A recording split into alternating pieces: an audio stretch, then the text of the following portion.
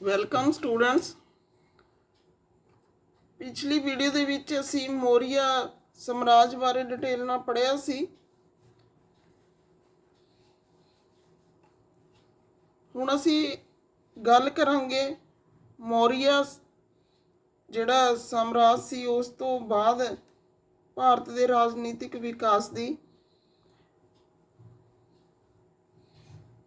ਮੌਰੀਆ ਤੇ ਸ਼ੁੰਗ ਸ਼ਾਸਕਾਂ ਦੇ ਸ਼ਕਤੀਹੀਣ ਹੋ ਜਾਣ ਕਰਕੇ ਭਾਰਤ ਦੇ ਦਵਾਰ ਸੀਗੇ ਜਿਹੜੇ ਹਿੰਦ, ਯਵਨਾਂ, ਸ਼ਕਾਂ, ਪਾਰਤੀਆਨਾਂ ਅਤੇ ਕੁਸ਼ਾਣ ਹਮਲਾਵਰਾਂ ਲਈ ਖੁੱਲ੍ਹ ਗਏ। ਇਹ ਸਾਰੀਆਂ ਕ੍ਰਾਂਤਾਂ ਜਾਤੀਆਂ ਈਰਾਨ ਦੇ ਮੱਧ ਏਸ਼ੀਆ ਦੀਆਂ ਸਨ। ਖੈਬਰ ਤੇ ਬੋਲਨ ਦੇ ਦਰਿਆ ਨੇ ਇਹਨਾਂ ਨੂੰ ਪ੍ਰਵੇਸ਼ ਮਾਰਗ ਦੇ ਕੇ ਭਾਰਤ 'ਤੇ ਹਮਲੇ ਕਰਨ ਦਾ ਸੁਨਹਿਰੀ ਮੌਕਾ ਦਿੱਤਾ। ਇਹਨਾਂ ਹਮਲਾਵਰਾਂ ਨੇ ਭਾਰਤ ਦੇ ਹਰੇਕ ਖੇਤਰਾਂ 'ਤੇ ਆਪਣਾ ਅਧਿਕਾਰ ਜਮਾਇਆ ਅਤੇ ਸਥਾਈ ਰੂਪ 'ਤੇ ਉੱਥੋਂ ਦੇ ਹੀ ਵਸਨੀਕ ਬਣ ਗਏ। ਹੌਲੀ ਹੌਲੀ ਇਹਨਾਂ ਨੇ ਭਾਰਤੀ ਧਰਮ ਅਤੇ ਜੀਵਨ ਸ਼ੈਲੀ ਨੂੰ ਅਪਣਾ ਲਿਆ। ਅਸ਼ੋਕ ਦੀ ਮੌਤ ਤੋਂ ਬਾਅਦ ਯਵਨਾਂ ਨੇ ਭਾਰਤ 'ਤੇ ਹਮਲੇ ਕੀਤੇ।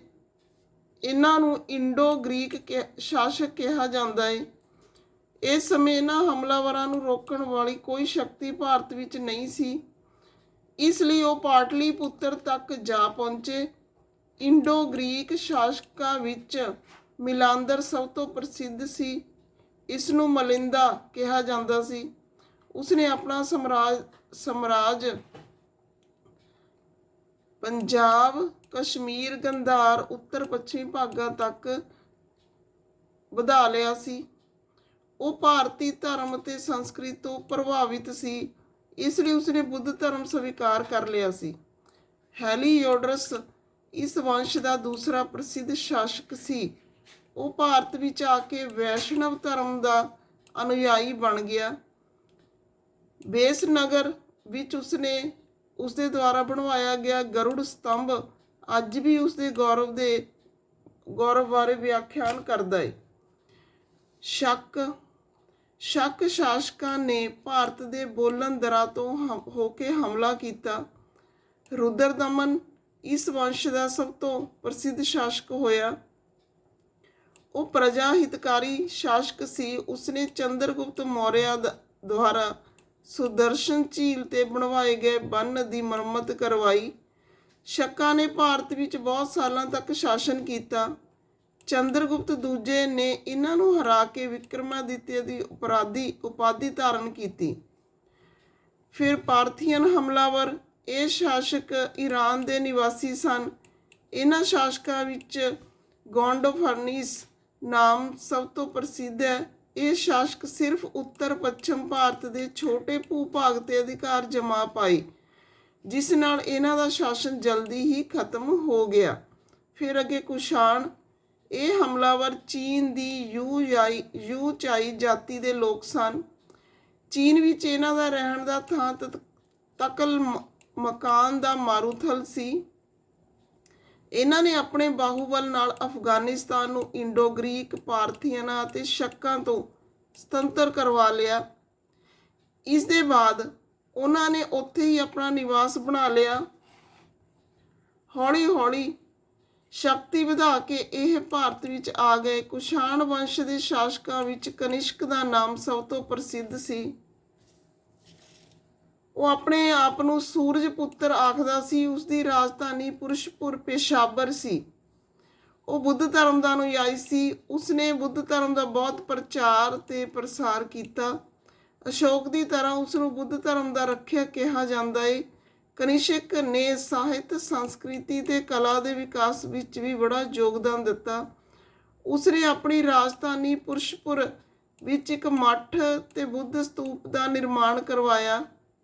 ਬਾਅਦ ਵਿੱਚ ਕੁਸ਼ਾਣ ਸ਼ਾਸਕ ਹਿੰਦੂ ਧਰਮ ਦੇ ਅਨੁਯਾਈ ਬਣ ਗਏ। ਵਾਸੂਦੇਵ ਇਸ ਵੰਸ਼ ਦਾ ਆਖਰੀ ਸ਼ਾਸਕ ਸੀ। ਫਿਰ ਅੱਗੇ ਅਸੀਂ ਗੱਲ ਕਰਾਂਗੇ ਗੁਪਤ ਵੰਸ਼। ਗੁਪਤ ਸਾਮਰਾਜ ਭਾਰਤੀ ਇਤਿਹਾਸ ਦਾ ਇੱਕ ਸੁਨਹਿਰੀ ਯੁੱਗ। ਚੌਥੀ ਸ਼ਤਾਬਦੀ ਵਿੱਚ ਉੱਤਰ ਦੇ ਵਿਸ਼ਾਲ ਮੈਦਾਨ ਵਿੱਚ ਜਿਸ ਮਹਾਨ ਸਾਮਰਾਜ ਦਾ ਜਨਮ ਹੋਇਆ, ਉਸ ਨੂੰ ਇਤਿਹਾਸ ਵਿੱਚ ਗੁਪਤ ਸਾਮਰਾਜ ਦਾ ਨਾਮ ਦਿੱਤਾ ਜਾਂਦਾ ਹੈ। ਗੁਪਤ ਸ਼ਾਸਕਾਂ ਨੇ ਭਾਰਤ ਦੇ ਸਿੰਘਾਸਣ ਨੂੰ 319 ਈਸਵੀ ਤੋਂ 550 ਈਸਵੀ ਤੱਕ ਸੁਸ਼ੋਭਿਤ ਕੀਤਾ। ਗੁਪਤ ਸਾਮਰਾਜ ਦਾ ਜਨਮ ਭਾਰਤੀ ਇਤਿਹਾਸ ਲਈ ਇੱਕ ਮਹੱਤਵਪੂਰਨ ਘਟਨਾ ਸੀ। ਗੁਪਤ ਕਾਲ ਮਹਾਨ ਸਮਰਾਟਾਂ ਦਾ ਯੁੱਗ ਸੀ, ਇਸ ਲਈ ਇਸ ਇਤਿਹਾਸ ਵਿੱਚ ਇਸ ਯੁੱਗ ਨੂੰ ਸੁਨਹਿਰੀ ਯੁੱਗ ਕਿਹਾ ਜਾਂਦਾ ਹੈ। ਗੁਪਤ ਸ਼ਾਸਕ ਬੜੇ ਵੀਰ ਤੇ ਅਭਿਲਾਸ਼ੀ ਸਨ, ਇਸ ਲਈ ਉਹਨਾਂ ਨੇ ਆਪਣੀ ਤਾਕਤ ਨਾਲ ਗੁਪਤ ਸਾਮਰਾਜ ਨੂੰ ਉੱਤਰ ਪ੍ਰਦੇਸ਼, ਬਿਹਾਰ, ਮੱਧ ਪ੍ਰਦੇਸ਼, ਗੁਜਰਾਤ, ਪੰਜਾਬ ਤੋਂ ਲੈ ਕੇ ਭਾਰਤ ਦੇ ਬਾਹਰ ਅਫਗਾਨਿਸਤਾਨ ਤੱਕ ਫੈਲਾ ਰੱਖਿਆ ਸੀ। ਦੱਖਣ ਵਿੱਚ ਇਸ ਸਾਮਰਾਜ ਦੀਆਂ ਕੁਝ ਹੱਦਾਂ ਤਾਮਿਲਨਾਡੂ ਤੱਕ ਫੈਲੀਆਂ ਹੋਈਆਂ ਸਨ। ਗੁਪਤਕਾਲੀਨ ਸ਼ਾਸਨ ਵਿਵਸਥਾ। ਗੁਪਤ ਸਾਮਰਾਜ ਵਿੱਚ ਸਮਰਾਟ ਸ਼ਾਸਨ ਵਿਵਸਥਾ ਦਾ ਕੇਂਦਰ ਬਿੰਦੂ ਹੁੰਦਾ ਸੀ। ਉਹ ਮੰਤਰੀਆਂ ਦੇ ਸਹਿਯੋਗ ਨਾਲ ਸ਼ਾਸਨ ਪ੍ਰਬੰਧ ਚਲਾਉਂਦਾ ਸੀ। ਪ੍ਰਸ਼ਾਸਨ ਨੂੰ ਠੀਕ ਢੰਗ ਨਾਲ ਚਲਾਉਣ ਲਈ ਗੁਪਤ ਸ਼ਾਸਕਾਂ ਨੇ ਆਪਣੇ ਵਿਸ਼ਾਲ ਸਾਮਰਾਜ ਨੂੰ ਪ੍ਰਾਂਤਾਂ ਵਿੱਚ ਵੰਡਿਆ ਹੋਇਆ ਸੀ। ਹਰੇਕ ਪ੍ਰਾਂਤ ਭੁਕਤੀ ਕਹਿਲਾਉਂਦਾ ਸੀ। ਭੁਕਤੀ ਦਾ ਸ਼ਾਸਨ ਪ੍ਰਬੰਧ ਉਪਰਿਕ ਮਹਾਰਾਜ ਦੁਆਰਾ ਕੀਤਾ ਜਾਂਦਾ ਸੀ। ਭੁਕਤੀ ਵਿਸ਼ਿਆਂ ਵਿੱਚ ਵੰਡੇ ਹੋਏ ਸਨ। ਇਹਨਾਂ ਦੀ ਵਿਵਸਥਾ ਦੇਖ ਰੇਖ ਵਿਸ਼ੇਪਤੀ ਦੁਆਰਾ ਕੀਤੀ ਜਾਂਦੀ ਸੀ। ਪਿੰਡਾਂ ਦੀ ਵਿਵਸਥਾ ਕੋਈ ਸੀਨੀਅਰ ਮੁਖੀ ਗ੍ਰਾਮੀਣਾਂ ਦੀ ਮਦਦ ਨਾਲ ਕਰਦਾ ਸੀ। ਗੁਪਤ ਸਾਮਰਾਜ ਦੀ ਨਿਆਂ ਵਿਵਸਥਾ ਕਠੋਰ ਸੀ। ਦੀਵਾਨੀ ਅਤੇ ਫੌਜਦਾਰੀ ਦੋ ਪ੍ਰਕਾਰ ਦੀਆਂ ਅਦਾਲਤਾਂ ਸਨ। ਦੀਵਾਨੀ ਵਿੱਚ ਜ਼ਮੀਨ ਅਤੇ ਸੰਪਤੀ ਅਤੇ ਚੋਰੀ ਅਤੇ ਅਪਰਾਧ ਦੇ ਮੁਕੱਦਮੇ ਫੌਜਦਾਰੀ ਅਦਾਲਤ ਵਿੱਚ ਚੱਲਦੇ ਸਨ। ਗੁਪਤਕਾਲੀਨ ਆਰਥਿਕ ਦਸ਼ਾ। ਜਿੱਥੋਂ ਤੱਕ ਆਰਥਿਕ ਦਸ਼ਾ ਦਾ ਸੰਬੰਧ ਹੈ, ਗੁਪਤ ਕਾਲ ਦਾ ਸੰਬੰਧ ਆਰਥਿਕ ਨਜ਼ਰੀਏ ਤੋਂ ਸੁਖੀ ਤੇ ਖੁਸ਼ਹਾਲ ਸੀ। ਲੋਕਾਂ ਦਾ ਮੁੱਖ ਕੰਮ ਕਾਜ ਖੇਤੀਬਾੜੀ ਸੀ। ਉਪਜਾਊ ਭੂਮੀ ਤੇ ਸਿੰਚਾਈ ਦੀਆਂ ਵਿਕਸਿਤ ਸੁਵਿਧਾਵਾਂ ਦੇ ਕਾਰਨ ਖੇਤੀਬਾੜੀ ਉੱਨਤ ਹਾਲਤ ਵਿੱਚ ਸੀ। ਖੇਤੀ ਵਿੱਚ ਕਣਕ, ਜੌਂ, ਧਾਨ, ਦਾਲਾਂ, ਸਬਜ਼ੀਆਂ, ਕਪਾਹ ਅਤੇ ਗੰਨੇ ਦੀਆਂ ਫਸਲਾਂ ਉਗਾਈਆਂ ਜਾਂਦੀਆਂ ਸਨ। ਇਸ ਸਮੇਂ ਵਪਾਰ ਬੜੀ ਤਰੱਕੀ ਨਾਲ ਚੱਲ ਰਿਹਾ ਸੀ। ਭਾਰਤੀ ਵਪਾਰੀ ਮਿਆਂਮਾਰ, ਸਵਰਨਦੀਪ, ਚੰਪਾ, ਕੰਬੋਡੀਆ ਆਦਿ ਦੇਸ਼ਾਂ ਦੇ ਨਾਲ ਵਪਾਰ ਕਰਦੇ ਸਨ। ਰਾਜ ਦੀ ਆਮਦਨ ਦਾ ਮੁੱਖ ਸਾਧਨ ਟੈਕਸ ਸੀ। ਧਰਮ। ਗੁਪਤ ਕਾਲ ਵਿੱਚ ਲੋਕ ਹਿੰਦੂ ਧਰਮ ਵਿੱਚ ਵਿਸ਼ਵਾਸ ਰੱਖਦੇ ਸਨ। ਇਸ ਕਾਲ ਵਿੱਚ ਸ਼ੈਵ ਧਰਮ, ਵੈਸ਼ਨਵ ਧਰਮ ਤੇ ਸ਼ਾਕਤ ਧਰਮ ਦੇ ਲੋਕਾਂ ਦੇ ਸਧਾਰਨ ਧਰਮ ਬਣ ਚੁੱਕੇ ਸਨ। ਇਹਨਾਂ ਧਰਮਾਂ ਦਾ ਆਧਾਰ ਭਗਤੀ ਅਤੇ ਅਹਿੰਸਾ ਸੀ। ਗੁਪਤ ਵੰਸ਼ ਦੇ ਸ਼ਾਸਕ ਵਿਸ਼ਨੂੰ ਤੇ ਸ਼ਿਵ ਦੇ ਭਗਤ ਸਨ। ਉਹ ਦੇਵੀ ਦੇਵਤਿਆਂ ਦੇ ਚਿੱਤਰਾਂ ਵਾਲੇ ਸਿੱਕਿਆਂ ਨੂੰ ਵੀ ਪ੍ਰਚਲਿਤ ਕਰਦੇ ਸਨ। ਸਾਹਿਤ ਤੇ ਕਲਾ। ਗੁਪਤ ਕਾਲ ਵਿੱਚ ਸੰਸਕ੍ਰਿਤਿਕ ਸਾਹਿਤ ਦਾ ਸਭ ਤੋਂ ਜ਼ਿਆਦਾ ਵਿਕਾਸ ਹੋਇਆ। ਭਾਸ ਨੇ ਸੰਸਕ੍ਰਿਤ ਭਾਸ਼ਾ ਵਿੱਚ 17 ਨਾਟਕ ਲਿਖੇ। ਕਾਲੀਦਾਸ ਸੰਸਕ੍ਰਿਤ ਭਾਸ਼ਾ ਦਾ ਮਹਾਨ ਵਿਦਵਾਨ ਸੀ। ਉਸਨੇ ਅਭਿਗਿਆਨ ਸ਼ਕੁੰਤਲਮ ਵਿੱਚ ਦੁਸ਼ਯੰਤ ਤੇ ਸ਼ਕੁੰਤਲਾ ਦੀ ਕਹਾਣੀ ਦਾ ਬੜਾ ਰੌਚਕ ਵਰਣਨ ਕੀਤਾ ਹੈ। ਇਸ ਕਾਲ ਵਿੱਚ ਪੰਚਤੰਤਰ ਦੀਆਂ ਕਹਾਣੀਆਂ ਲਿਖੀਆਂ ਗਈਆਂ। ਸ਼ੂਦਰਕ ਦੀ ਮਿਰਸ਼ਟਿਕਾ, ਵਿਸ਼ਾਖਾ ਦੱਤ ਦੀ ਮੁਦਰਾ ਰਾਖਸ਼ ਵੀ ਇਸੇ ਕਾਲ ਦੀਆਂ ਪ੍ਰਸਿੱਧ ਰਚਨਾਵਾਂ ਹਨ। ਅਜੰਤਾ ਤੇ ਅਲੋਰਾ ਦੀਆਂ ਗੁਫਾਵਾਂ ਦਾ ਨਿਰਮਾਣ ਵੀ ਇਸੇ ਕਾਲ ਵਿੱਚ ਹੋਇਆ। ਇਹ ਦੋਵੇਂ ਗੁਫਾਵਾਂ ਚਿੱਤਰਕਲਾ ਤੇ ਮੂਰਤੀ ਕਲਾ ਦੇ ਬੇਜੋੜ ਨਮੂਨੇ ਹਨ। ਇਸ ਕਾਲ ਵਿੱਚ ਮੱਧ ਪ੍ਰਦੇਸ਼ ਵਿੱਚ ਸਾਂਚੀ ਦਾ ਮੰਦਰ, ਉੱਤਰ ਪ੍ਰਦੇਸ਼ ਵਿੱਚ ਭੀਤਰਗਾਂਵ ਦਾ ਮੰਦਰ, ਦੇਵਗੜ੍ਹ ਦਾ ਮੰਦਰ ਆਦਿ ਬਣਵਾਏ ਗਏ। ਗੁਪਤ ਕਾਲ ਵਿੱਚ ਚਿੱਤਰਕਾਰੀ ਦਾ ਬਹੁਤ ਵਿਕਾਸ ਹੋਇਆ। ਇਸ ਕਾਲ ਵਿੱਚ ਮੂਰਤੀਕਾਰਾਂ ਨੇ ਦੇਵੀ ਦੇਵਤੇ, ਜੈਨ ਤੀਰਥੰਕਰਾਂ ਅਤੇ ਬੁੱਧ ਦੀਆਂ ਸੁੰਦਰ ਮੂਰਤੀਆਂ ਬਣਾਈਆਂ। ਮਥੁਰਾ ਤੇ ਸਾਰਨਾਥ ਇਸ ਕਾਲ ਵਿੱਚ ਮੂਰਤੀ ਬਣਾਉਣ ਦੇ ਪ੍ਰਸਿੱਧ ਕੇਂਦਰ ਸਨ। ਇਸੇ ਕਾਲ ਵਿੱਚ ਸਾਰਨਾਥ ਵਿੱਚ ਇੱਕ ਵਿਸ਼ਾਲ ਬੌਧ ਵਿਹਾਰ ਬਣਾਇਆ ਗਿਆ। ਹਰਸ਼ਵਰਧਨ ਦਾ ਕਾਲ। ਭਾਰਤ ਵਿੱਚ ਗੁਪਤ ਸਾਮਰਾਜ ਦੇ ਪਤਨ ਦੇ ਨਾਲ ਹੀ ਥਾਨੇਸ਼ਵਰ ਵਿੱਚ ਵਰਧਨ ਵੰਸ਼ ਦਾ ਜਨਮ ਹੋਇਆ। ਥਾਨੇਸ਼ਵਰ ਹਰਿਆਣਾ ਰਾਜ ਦੇ ਕੁਰੂਕਸ਼ੇਤਰ ਜ਼ਿਲ੍ਹੇ ਵਿੱਚ ਸਥਿਤ ਹੈ। ਹੁਣ ਇਸ ਨੂੰ ਥਾਨੇਸ਼ਵਰ ਕਿਹਾ ਜਾਂਦਾ ਹੈ।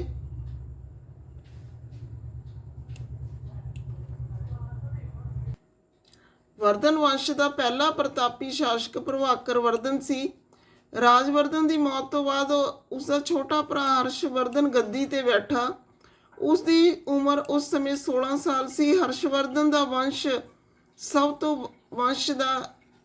ਹਰਸ਼ਵਰਧਨ ਇਸ ਵੰਸ਼ ਦਾ ਸਭ ਤੋਂ ਪ੍ਰਤਾਪੀ ਸ਼ਾਸਕ ਸੀ। ਹਰਸ਼ਵਰਧਨ 606 ਈਸਵੀ ਵਿੱਚ ਥਾਨੇਸ਼ਵਰ ਦਾ ਸ਼ਾਸਕ ਬਣਿਆ। ਹਰਸ਼ਵਰਧਨ ਦੇ ਸੰਬੰਧ ਵਿੱਚ ਬਾਣ ਭੱਟ ਦੁਆਰਾ ਲਿਖਿਤ ਹਰਸ਼ਚਰਿਤ ਹਵੇਨ ਸਾਂਗ ਦੁਆਰਾ ਲਿਖੇ ਵਿਵਰਣਾਂ ਤੋਂ ਪਤਾ ਚੱਲਦਾ ਹੈ। ਹਰਸ਼ਵਰਧਨ ਦਾ ਸਾਮਰਾਜ ਪੰਜਾਬ, ਰਾਜਸਥਾਨ, ਉੱਤਰ ਪ੍ਰਦੇਸ਼ ਤੇ ਬਿਹਾਰ ਤੋਂ ਲੈ ਕੇ ਉੜੀਸਾ ਤੱਕ ਫੈਲਿਆ। ਬਾਅਦ ਵਿੱਚ ਉਸਨੇ ਆਪਣੀ ਰਾਜਧਾਨੀ ਕਨੌਜ ਬਣਾਈ। ਹਵੇਨ ਸਾਂਗ ਨੂੰ ਬੁਲਾ ਕੇ ਹਰਸ਼ ਨੇ ਕਨੌਜ ਤੇ ਪ੍ਰਯਾਗ ਵਿੱਚ ਮਹਾਂ ਸਭਾਵਾਂ ਆਯੋਜਿਤ ਕੀਤੀਆਂ। ਉਹ ਬ੍ਰਾਹਮਣਾਂ ਨੂੰ ਦਾਨ ਦੇਣ ਕਾਰਨ ਇਤਿਹਾਸ ਵਿੱਚ ਮਹਾਦਾਨੀ ਸਮਰਾਟ ਦੇ ਨਾਮ ਨਾਲ ਪ੍ਰਸਿੱਧ ਹੋਇਆ। ਹਰ ਸਾਲ ਮਾਘ ਦੇ ਮੇਲੇ ਵਿੱਚ ਉਹ ਆਪਣੀ ਪੂਰੀ ਸੰਪਤੀ ਦਾਨ ਕਰ ਦਿੰਦਾ ਸੀ ਅਤੇ ਆਪਣੀ ਭੈਣ ਰਾਜਸ਼੍ਰੀ ਤੋਂ ਕੱਪੜੇ ਮੰਗ ਕੇ ਪਹਿਨਦਾ ਸੀ। ਸਮਾਜਿਕ ਜੀਵਨ। ਵਰਧਨ ਕਾਲ ਦਾ ਸਮਾਜਿਕ ਜੀਵਨ ਬਹੁਤ ਸਰਲ ਸੀ। ਲੋਕ ਇਮਾਨਦਾਰੀ ਤੇ ਸਰਲ ਸੁਭਾਅ ਦੇ ਸਨ। ਛੂਆ-ਛੂਤ ਦਾ ਬੋਲਬਾਲਾ ਸੀ। ਸਤੀ ਪ੍ਰਥਾ ਪ੍ਰਚਲਿਤ ਸੀ। ਸਾਧੂ ਅਤੇ ਸੰਤਾਂ ਦਾ ਸਮਾਜ ਵਿੱਚ ਸਨਮਾਨ ਕੀਤਾ ਜਾਂਦਾ ਸੀ। ਆਰਥਿਕ ਦ੍ਰਿਸ਼ਾ। ਹਰਸ਼ਵਰਧਨ ਦੇ ਕਾਲ ਵਿੱਚ ਪ੍ਰਜਾ ਸੁਖੀ ਤੇ ਖੁਸ਼ਹਾਲ ਸੀ। ਲੋਕਾਂ ਦੀ ਰੋਜ਼ੀ ਰੋਟੀ ਦਾ ਮੁੱਖ ਸਾਧਨ ਖੇਤੀਬਾੜੀ ਸੀ। ਖੇਤੀਬਾੜੀ ਵਿੱਚ ਪੈਦਾਵਾਰ ਜ਼ਿਆਦਾ ਹੋਣ ਕਰਕੇ ਸਾਰੇ ਪਾਸੇ ਖੁਸ਼ਹਾਲੀ ਸੀ। ਇਸ ਕਾਲ ਵਿੱਚ ਵਪਾਰ ਵੀ ਬੜੇ ਉੱਨਤ ਦਿਸ਼ਾ ਵਿੱਚ ਸੀਗੇ। ਭਾਰਤ ਦੇ ਵਪਾਰੀ ਸਥਲ ਜਲ ਮਾਰਗਾਂ ਤੋਂ ਵਿਦੇਸ਼ ਲਈ ਵਪਾਰ ਲਈ ਜਾਂਦੇ ਸਨ। ਹਰਸ਼ਵਰਧਨ ਦਾ ਸ਼ਾਸਨ ਪ੍ਰਬੰਧ। ਹਰਸ਼ਵਰਧਨ ਇੱਕ ਕੁਸ਼ਲ ਸੈਨਾਪਤੀ ਹੋਣ ਦੇ ਨਾਲ ਨਾਲ ਕੁਸ਼ਲ ਪ੍ਰਸ਼ਾਸਕ ਵੀ ਸੀ। ਉਸਨੇ ਆਪਣੇ ਵਿਸ਼ਾਲ ਸਮਰਾਜ ਦਾ ਸ਼ਾਸਨ ਬੜੀ ਕੁਸ਼ਲਤਾਪੂਰਵਕ ਕੀਤਾ। ਰਾਜਾ ਨੂੰ ਸ਼ਾਸਨ ਪ੍ਰਬੰਧ ਵਿੱਚ ਸਲਾਹ ਤੇ ਸਹਿਯੋਗ ਦੇਣ ਲਈ ਯੁਵਰਾਜ ਤੇ ਮੰਤਰੀ ਵੀ ਸਨ। ਉਸਦਾ ਸਾਮਰਾਜ ਪ੍ਰਾਂਤਾਂ ਵਿੱਚ ਵੰਡਿਆ ਹੋਇਆ ਸੀ। ਪ੍ਰਾਂਤਾਂ ਨੂੰ ਦੇਸ਼ ਕਿਹਾ ਜਾਂਦਾ ਸੀ। ਦੇਸ਼ ਜ਼ਿਲ੍ਹਿਆਂ ਵਿੱਚ ਵੰਡਿਆ ਗਿਆ ਸੀ, ਜਿਸ ਨੂੰ ਪ੍ਰਦੇਸ਼ ਕਿਹਾ ਜਾਂਦਾ ਸੀ। ਜ਼ਿਲ੍ਹੇ ਦਾ ਅਧਿਕਾਰੀ ਆਯੁਕਤ ਤੇ ਪ੍ਰਦੇਸ਼ ਦਾ ਅਧਿਕਾਰੀ ਕੁਮਾਰ ਆਮਾ ਤੇ ਕਹਾਉਂਦਾ ਸੀ। ਨਿਆਂ ਵਿਵਸਥਾ ਬੜੀ ਕਠੋਰ ਸੀ, ਇਸ ਲਈ ਸਾਮਰਾਜ ਵਿੱਚ ਸ਼ਾਂਤੀ ਦੀ ਵਿਵਸਥਾ ਸੀ। ਹਰਸ਼ ਆਪਣੀ ਪ੍ਰਜਾ ਦੇ ਦੁੱਖ ਸੁੱਖ ਦਾ ਧਿਆਨ ਆਪ ਰੱਖਦਾ ਸੀ। ਫਿਰ ਧਾਰਮਿਕ ਦਸ਼ਾ। ਹਰਸ਼ਵਰਧਨ ਦੇ ਸ਼ਾਸਨ ਕਾਲ ਵਿੱਚ ਵੈਦਿਕ ਧਰਮ ਦਾ ਪ੍ਰਚਲਨ ਸੀ।